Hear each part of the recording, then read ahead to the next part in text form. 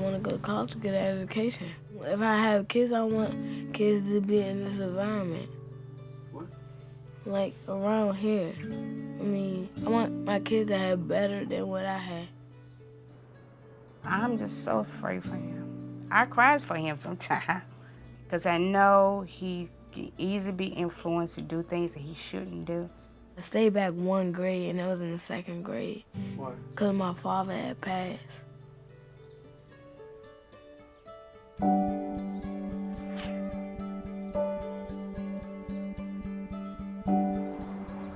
Next year, Anthony's class will move up to junior high. Most will go to John Philip Sousa, which the Washington Post called an academic sinkhole. If Anthony goes to Sousa, odds are he will enter high school 3 to 5 grade levels behind. Anthony's class visits the Seed School, the first urban public boarding school in the country. To come to Seed, geography and luck, that's it.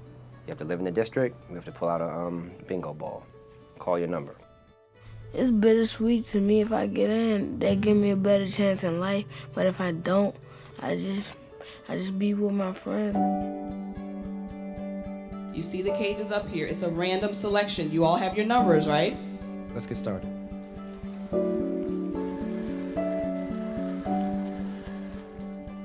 $20.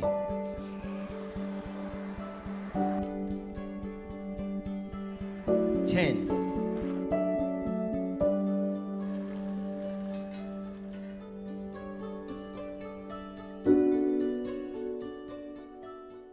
'Hi, BlackTree Media.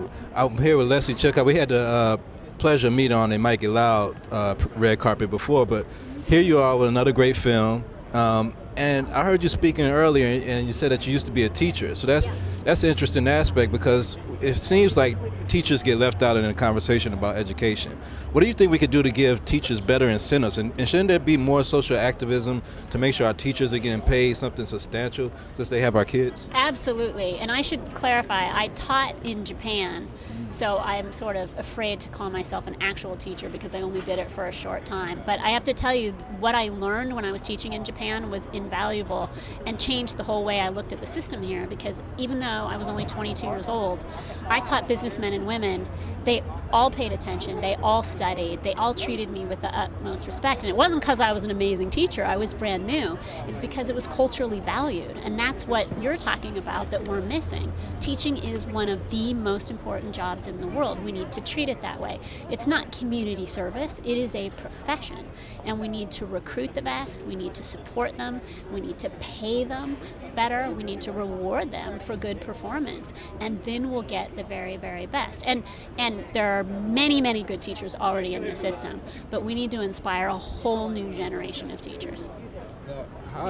How tied is the economy to the dropout rate and stuff? Because it seems like, people going through college, getting masters and PhDs, and they're still working at the mall, selling shoes. Like, isn't there has to be a whole lot of things to go on to fix the failures in education?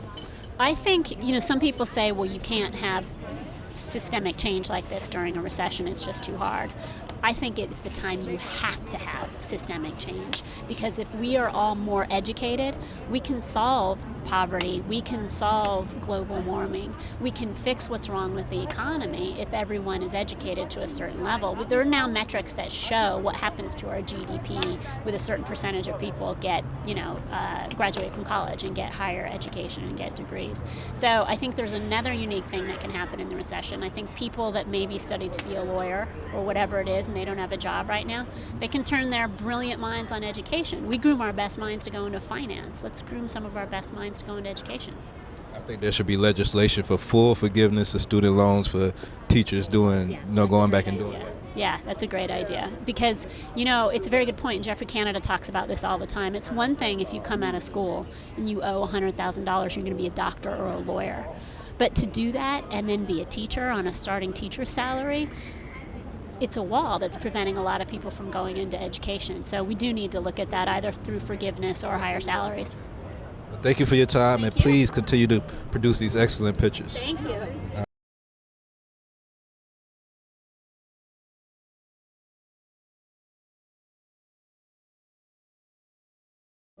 I want want to be a nurse, I want to be a doctor, and I want to be a veterinarian. She chose her college and she wrote a letter to the admissions and asking them to allow her to attend their college. I want to go to a medical college or a veterinarian college because I really want to become a surgeon. Think she can do it? Yeah. Daisy's path to medical school begins with 8th grade algebra, which she'll need to take when she moves up to Stevenson Middle School. By the time she leaves Stevenson, only 13% of her classmates will be proficient in math. Stevenson feeds into Roosevelt, one of the worst performing high schools in Los Angeles. Only 3 out of 100 students at Roosevelt will graduate with the classes necessary for admission to a 4-year university. And 57% of Daisy's classmates won't graduate. Has your mom and dad told you about the lottery? The lottery, isn't that when people play and they win money? Daisy and her parents have found one other option. 8th graders at KIPP LA Prep get triple the classroom time in math and science. And by the time they finish 8th grade, they will have doubled their math and reading scores. Judith and Jose have decided to enter Daisy into the KIPP lottery. Go like this, cross your fingers. I got a good feeling about this. The spaces with the X's is for all of the 5th grade students that are moving into the 6th grade for next year. Fregoso Andrew.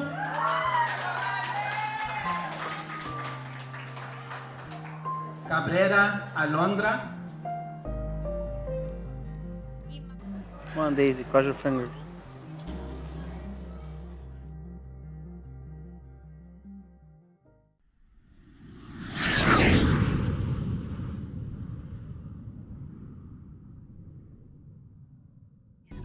Follow us.